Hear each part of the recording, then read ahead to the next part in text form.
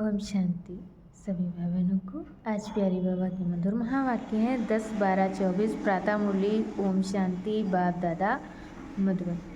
बाबा बोले, मीठे बच्चे, तुम्हारे यह रिकॉर्ड संजीवनी बूटी हैं, इन्हें बजाने से मुरझाइश निकल जाएगी। बाबा कहते, तुम्हारे ये रिकॉर्ड संजीवनी बूटी हैं, इन्हें बजाने से मुरझाइश निकल जाएगी। प्रश्न है, अवस्था बिगड़ने का कारण क्या है? किस युक्ति से अवस्था बहुत अच्छी रह सकती है? अवस्था बिगड़ने का कारण क्या है और किस युक्ति से अवस्था बहुत अच्छी रह सकती है? उत्तर में बाबा ने बताया है, नंबर 1, ज्ञान की डांस नहीं करते। ज्ञान की डांस नहीं करते, झरमुई झगमुई में अपना समय गंवा देते, इसलिए अवस्था बिगड़ जाती। और दूसरे पॉइंट में बाबा ने बताया है कि दूसरों को दुख देते। दूसरों को दुख देते हैं तो भी उसका असर अवस्था पर होता है, तो भी उसका असर अवस्था पर आता है। अवस्था अच्छी तब रहेगी जब मीठा होकर चलेंगे। अवस्था अच्छी तब होगी जब मीठा होकर चलेंगे। याद पर पूरा अटेंशन होगा। याद पर पूरा अटेंशन होगा। रात को सोने के पहले कम से कम आधा घंटा याद में बैठो, फिर सवेरे उठकर याद करो तो अवस्था अच्छी रहेगी। और आज बाबा ने मुरली में गीत दिया है, कौन आया मेरे मन के द्वारे। ओम शांति। ये रिकॉर्ड भी बाबा ने बनवाए हैं बच्चों के लिए। किसके लिए बनवाए हैं? बच्चों के लिए।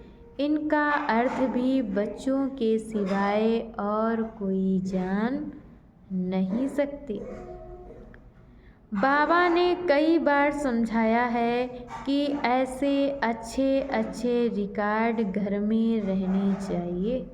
ऐसे अच्छे रिकॉर्ड घर में रहने चाहिए।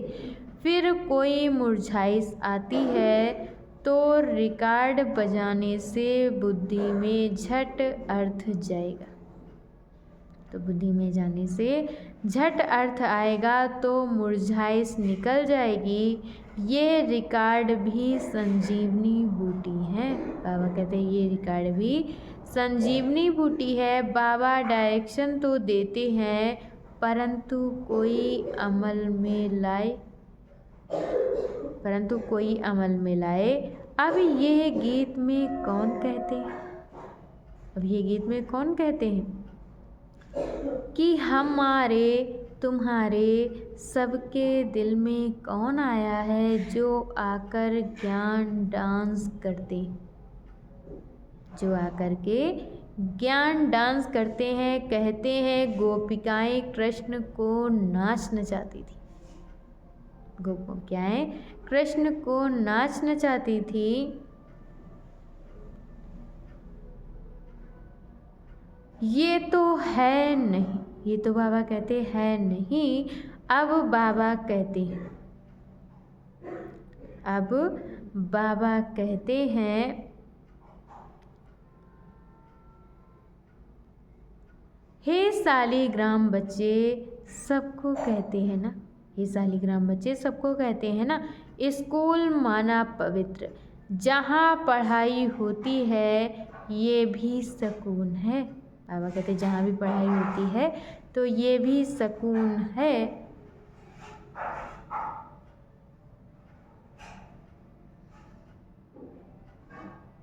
और आगे बाबा ने बताया है, यह बच्चे तुम जानते हो हमारे दिल में किसकी याद आती है? और कोई भी मनुष्य मात्र की बुद्धि में ये बातें नहीं है। ये एक ही समय है जबकि तुम बच्चों को उनकी याद रहती। बाबा कहते ये एक ही समय है जो तुम बच्चों को उनकी याद रहती है और कोई उनको याद नहीं करते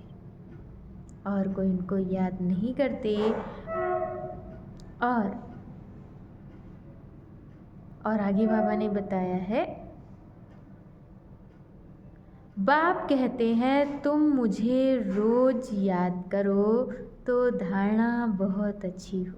जब तुम मुझे रोज याद करो तो धारणा बहुत अच्छी होगी। जैसे मैं डायरेक्शन देता हूँ वैसे तुम करते नहीं हो।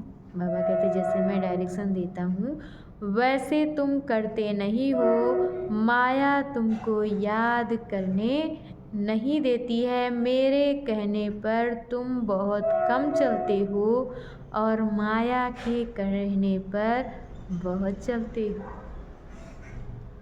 कई बार कहा है रात को जब सोते हो तो आधा घंटा बाबा की याद में बैठ जाना चाहिए। आधा घंटा बाबा की याद में बैठ जाना चाहिए। भल स्त्री पुरुष है, बाबा कहते कि भले स्त्री पुरुष हैं, इकट्ठे बैठें व अलग अलग बैठें। स्त्री पुरुष हैं, इकट्ठे बैठें व अलग अलग बैठे हैं। बुद्धि में एक बाप की याद रहे, बुद्धि में एक बाप की याद रहे, परंतु कोई विरले ही याद करते हैं। माया भुला देती है। फरमान पर नहीं चलेंगे तो पद कैसे पा सकेंगे। बाबा कहते जब फरमान पर नहीं चलेंगे तो पद कैसे पा सकेंगे। अच्छा, मीठे मीठे सिकिलधे बच्चों प्रति माता पिता बाप दादा का याद प्यार और गुड मॉर्निंग। रूहानी बाप के रूहानी बच्चों को नमस्ते। हम रूहानी बच्चों की तरफ से रूहानी माता पिता बाप दादा को याद प्यार नमस्ते, ओम शांति, गुड मॉर्निंग। शुक्रिया बाबा, शुक्रिया। और आज बाबा ने मुरली में धारण करने के लिए मुख्य सार दिया है। पहला पॉइंट, पुराने कीचड़ पट्टी में ममत्व नहीं रखना है। बाप के डायरेक्शन पर चलकर अपना ममत्व मिटाना है, ट्रस्टी बनकर रहना है। और आज बाबा ने दूसरे पॉइंट में बताया है, इस अंतिम जन्म में भगवान को अपना